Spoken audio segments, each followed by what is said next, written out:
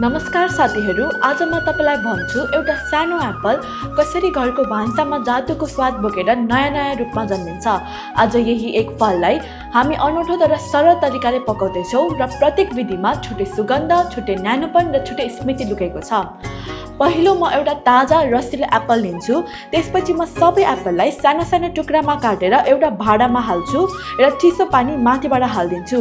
त्यसपछि म बदामका पातलो टुक्राहरू माथिबाट हालिदिन्छु र त्यसलाई पकाउन छोडिदिन्छु।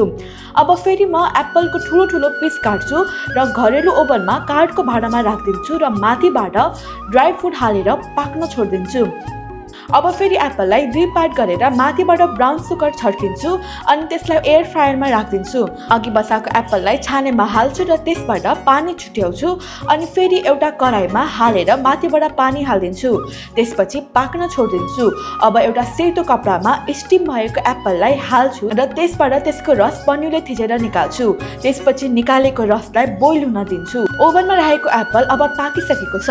एकदम मिठोसँग पाकेको एप्पल खाँदा छुट्टै अनुभव हुन्छ। स्वादमा पनि धेरै नै फरक आउँछ। अघि एयर फ्रायरमा राखेको एप्पल पनि मजाले गोल्डन ब्राउन भएर पाकिसकेको छ र खाँदा पनि एकदमै मिठो छ। अघि दिउँसो बोइल हुन छोडेको एप्पलको रस अब पाकिसकेको छ। एकदमै बाक्लो टेक्सचर भएको छ। यसलाई म जारमा हाल्छु। साथीहरू, गोल्डन ब्राउन कलर भएको एप्पलको रस ग्लासमा राखेर तातो पानी हालेर खाँदा छुट्टै स्वाद आउने रहेछ।